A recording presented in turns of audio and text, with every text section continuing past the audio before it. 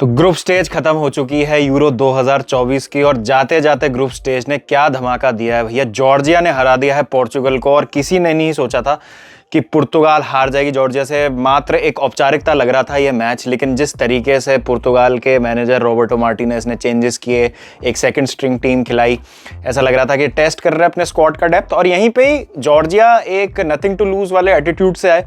उनको लगा कि ज़्यादा कुछ हमारे पास है नहीं खोने को, तो आके खुद को एक्सप्रेस करते हैं और एक अच्छा गेम खेलते हैं फुटबॉल का। लेकिन this is what football is all about यार। जहाँ पर लग रहा था कि हंगरी आराम से आ जाएगी, क्वालिफाई कर जाएगी, लास्ट में जॉर्जिया ले गई वो थर्ड स्पॉट। और क्रोएशिया बाहर हो चुकी है इस यूरो से, पहले ही बाहर हो गए थे क्रोएशिया। और बहुत अजीब चीज़ें हुई हैं, क्योंकि अगर आप देखें तो स्लोवेनिया 3 पॉइंट के साथ क्वालिफाई हो चुकी है राउंड ऑफ 16 में। यहीं पे यूक्रेन 4 पॉइंट लाने के बावजूद नहीं बना पाई जगह अपनी नॉकआउट्स में। तो ऐसी चीज़ें होती हैं and funny things happen in football. मेरे डार्क हॉर्सेस थे यूक्रेन, अनफॉर्चुनेटली बाहर हो चुके हैं, और राउंड ऑफ 16 का हमको अब पूरा लाइनअप मिल चुका है। तो बात पहले करते दूसरे ग्रुप की, जहां पर चारों ही टीमें 3-3 पॉइंट्स पर थी मैच डे 3 शुरू होने से पहले। रोमेनिया, बेल्जियम, यूक्रेन और स्लोवाकिया। अब यहां पर मैं इस बात से डिसअपॉइंटेड हूँ बहुत ज़्यादा यूक्रेन से, कि एक मस्ट विन मैच था उनके लिए। उनकी किस्मत उनके हाथ में थी आज। हाँ, ड्रॉ पे वो बाहर हो रहे थे, लेकिन अगर वो अपना मैच जीतते तो सीधा सीधा क्वालिफाई कर जाते हैं राउंड ऑफ 16 में। और मुझे उनमें इंटेंट की सख्त कमी लगी। बेल्जियम भी बहुत ज़्यादा कोई इंप्रेसिव नहीं थी, केडीबी के अलावा और कोई प्लेयर इफेक्टिव नहीं दिख रहा था। आई फील बेल्जियम एक हाफ डिसेंट टीम के अगेंस्ट अगर खेलेगी तो बहुत उनका बुरा हशर कर सकते हैं वो। फ्रांस और बेल्जियम का राउंड ऑफ 16 है। फ्रांस भी खुद वैसे बहुत ज़्यादा कन्विंसिंग नहीं लगे हैं, बट बेल्जियम का डिफेंस बहुत स्लो लगता है, और फ्रांस शायद उसका फ़ायदा उठा सकती है। उस मैच की बात बाद में करेंगे, लेकिन बेल्जियम ने वो किया जो उनको करना था, एक ड्रॉ उन्होंने सी आउट कर लिया। लास्ट में आप कह सकते हैं कि 75 मिनट के बाद फिर भी कुछ अर्जेंसी देखने को मिली यूक्रेन से, लेकिन it was too little too late. और मैं कहूँगा कि डॉबविक की परफॉर्मेंस बहुत ख़राब थी। जिस तरीके से उन्होंने लेट डाउन किया, खुद का ऐसा लग नहीं रहा था कि हम ला लीगा के टॉप स्कोरर को देख रहे हैं एक्शन में। मुद्रिक की न्यूज़ बहुत ख़राब लगी सुनने में। I was looking forward to see Mudryk play. उनके मेन प्लेयर हैं वो, 1-1 मिनट खेलते हैं वो यूक्रेन के लिए, लेकिन मैच के कुछ देर पहले ही खबर आती है कि एक मसल प्रॉब्लम की वजह से उनको स्क्वाड में नहीं शामिल किया गया है, और बेंच पे भी नहीं थे वो। तो आई थिंक उनके लिए एक बहुत बड़ा मिस था, क्योंकि अगर हम बेल्जियम की बैकलाइन की बात करें तो काफ़ी स्लो डिफेंडर्स हैं वहाँ पे, और मुद्रिक के साथ वो फ़ायदा उठा सकते थे उनकी लैक ऑफ पेस का, लेकिन वो हमको देखने को नहीं मिला अनफॉर्चुनेटली। 2 स्ट्राइकर के साथ गए थे वो, डॉबविक और यारेमचुक, लेकिन दोनों ने ही कुछ खास किया नहीं। On the other and Belgium, again मुझे समझ नहीं आ रहा कि इतना नॉन फंक्शनल है उनका अटैक। ऑल्दो क्वालिटी काफ़ी है उनके पास डोकू हैं, केविन डी ब्रुयना है, ट्रोसार्ड हैं। ट्रोसार्ड के एंड से कुछ नहीं आता। लुकाकू अगेन बहुत ही ज़्यादा अनक्लिनिकल हैं। रूथलेसनेस बिल्कुल नहीं है लुकाकू की गोल के सामने। बड़े मैचेस में आप नहीं रिलाय कर सकते लुकाकू पे कि वो आपको मैच जिता के देंगे। आज फिर से केडीबी ने एक चांस क्रिएट करके दिया उनके लिए, लेकिन काफ़ी ख़राब शॉट। बट बेल्जियम ने जैसे तैसे जगह बना ली अपनी। यूक्रेन से मैं डिसअपॉइंटेड हूँ, but to be fair to them, उन्होंने एक मैच जीता भी था स्लोवाकिया के अगेंस्ट 2-1, और अपने लिए आसान कर ली थी चीज़ें। लेकिन 4 पॉइंट लाके भी वो नॉकआउट हो गए, तो काफ़ी मतलब मैं कहूँगा कि अनलकी महसूस कर रहे होंगे वो अपने आप को। On the other and Romania और स्लोवाकिया का ड्रॉ काफ़ी एंटरटेनिंग रहा। मुझे लगता है कि इन दोनों मैचेस में बेटर मैच वो था। और 70th मिनट पे जब स्कोर 1-1 चल रहा था, तो ऐसा लग रहा था कि शायद जेंटलमैन्स एग्रीमेंट हो गया है दोनों टीमों में, बिकॉज एक ड्रॉ का मतलब ये था कि दोनों टीमें नेक्स्ट राउंड में क्वालिफाई कर जाएंगी, और वहां पर ड्रॉ कर लिया है रोमेनिया ने। और जैसे हम एक्सपेक्ट नहीं कर रहे थे कि ग्रुप बी में फ्रांस थी, पोलैंड थी, नेदरलैंड्स थी, वहां पे टॉप किया ग्रुप ऑस्ट्रिया ने। और यहाँ पर हम इस ग्रुप में एक्सपेक्ट नहीं कर रहे थे कि जिस ग्रुप में बेल्जियम है, स्लोवाकिया है, यूक्रेन है, किसी ने भी नहीं सोचा होगा ये कि रोमेनिया ग्रुप यहाँ पे टॉप करेगी। और यही ब्यूटी है कप फुटबॉल की, कोई भी टीम किसी को भी अपसेट कर सकती है, कैसी भी परफॉर्मेंसेज आपको देखने को मिल सकती हैं।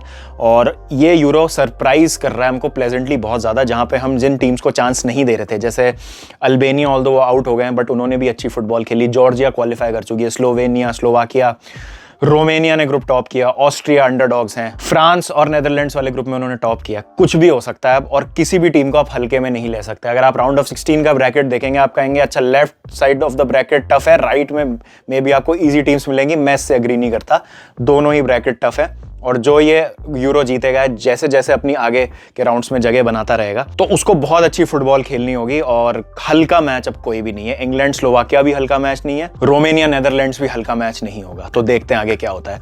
पोर्चुगल की बात करना चाहूंगा 1 मिनट यहाँ पर। देखिए, सिस्टम चेंज किया। रॉबर्टो मार्टिनेज ने अपनी स्क्वाड को चेक करना चाह रहे थे, डेप्थ चेक करना चाह रहे थे, अग्रीड। लेकिन जो चीज उन्होंने चेक रिपब्लिक के अगेंस्ट की, जब दिख रहा था नॉन फंक्शनल अटैक था, बिल्कुल भी कुछ नहीं कर पा रही थी पोर्चुगल गोल के सामने, आप फिर से सेम सिस्टम में क्यों चले गए? जो चीज टर्की के अगेंस्ट इतनी अच्छी वर्क की थी आपके लिए, आपने क्यों उसको वापस से एम्प्लॉय नहीं किया? क्यों आपने वो सिस्टम लागू नहीं किया? आज भी आपको चेंजेस करने थे, आपको जाओ फिलिक्स को खिलाना था, आपको कॉन्सेसाओ को खिलाना था, पेड्रो नेटो को खिलाना था, आई अग्री। लेकिन बैक थ्री में जाने की क्या जरूरत है?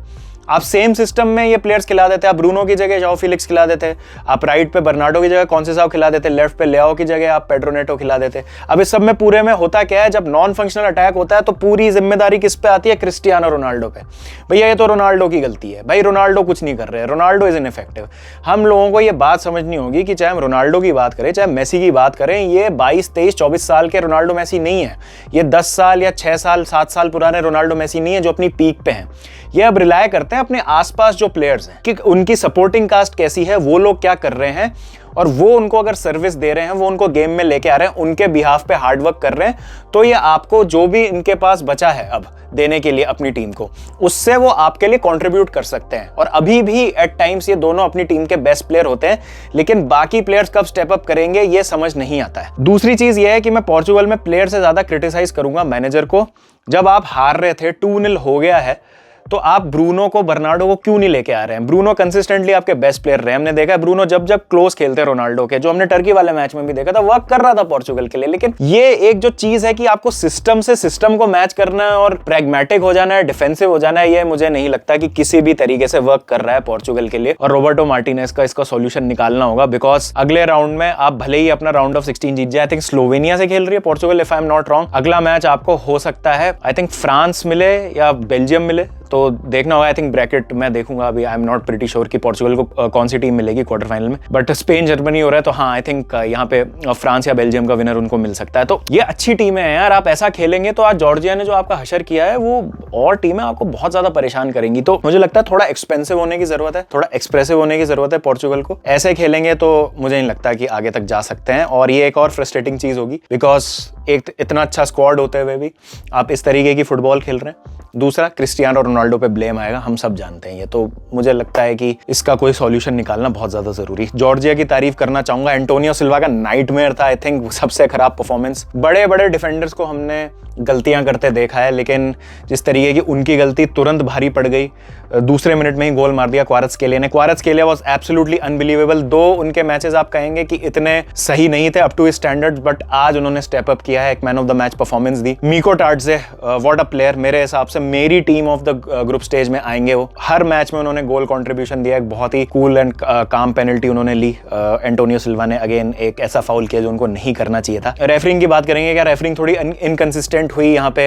एक पेनल्टी शॉट हुआ था रोनाल्डो पे, एक दो और चीजें थी, जैसे पेड्रो नेटो पे फाउल हुआ था, लेकिन सिमुलेशन के लिए उनको येलो कार्ड मिल गया, और भी एक दो इंसिडेंट हुए थे। मेरा इसमें मानना यह कि मान लिया रेफरिंग गलत हुई, मान लिया कुछ अनफेयर हुआ, लेकिन इस तरीके की डिसफंक्शनल, इनइफेक्टिव और टूथलेस फुटबॉल नहीं खेल सकती पोर्चुगल। ऐसा नहीं है कि एक 50-50 गेम था, या ये पोर्चुगल यहाँ पे फ्रांस के अगेंस्ट खेल रही थी या स्पेन के अगेंस्ट खेल रही थी कि 50-50 मैच था, बैलेंस में था, किसी भी और झुक सकता था ये मैच, और एक रेफरी के डिसीजन की वजह से पूरा टाइट चेंज हो गया। नहीं, ये जॉर्जिया थी, you are suppose to beat this team. आपकी बी टीम भी टैलेंट वाइज अगर आप ऑन पेपर देखेंगे, player for player miles ahead है यार इस जॉर्जिया टीम से। तो इसका कोई एक्सक्यूज नहीं है मेरे हिसाब से कि रेफरिंग गलत थी या रोनाल्डो की गलती है या ऐसा है वैसा है, प्लेयर्स ने स्टेप अप नहीं किया। नहीं, manager has to take the blame. और जितनी तारीफ हमने टर्की वाले मैच के बाद की थी रॉबर्टो मार्टिनेज की, क्योंकि उन्होंने थोड़ा सा बैलेंस लाया स्क्वाड में, उस चेक रिपब्लिक वाली परफॉर्मेंस के बाद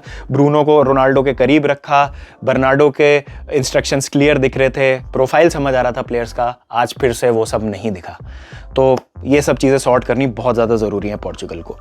तो एक कॉम्प्रिहेंसिव राउंड ऑफ 16 प्रीव्यू करेंगे हम कल, और उसमें हम बात करेंगे डिटेल में कि हमें क्या लगता है है कि आगे का पाथ कैसे होगा और कौन वो टीम होंगी जो जीतेंगी यूरो। एंड ट्रस्ट मी, जो हम प्रेडिक्ट करेंगे वो भी नहीं होगा, इतना स्ट्रेट फॉरवर्ड नहीं होने वाला है ये यूरो, क्योंकि यहाँ पे बहुत अच्छी अच्छी टीम्स दिखी हैं हमको और अंडरडॉग्स ने या उन टीम्स ने जिनको हमने चांस नहीं दिया था टूर्नामेंट से पहले बहुत अच्छे से हमको इंप्रेस किया है। Case in point Georgia, Romania, Slovakia, Slovenia. तो देखते हैं आगे क्या होता है। आपकी क्या राय है? Please do let me know in the comment section. Portugal को आप कैसे असेस करते हैं? उनकी परफॉर्मेंस के बारे में आपका क्या कहना है? रॉबर्टो मार्टिनेज के बारे में क्या कहना है? रोनाल्डो के बारे में क्या कहना है?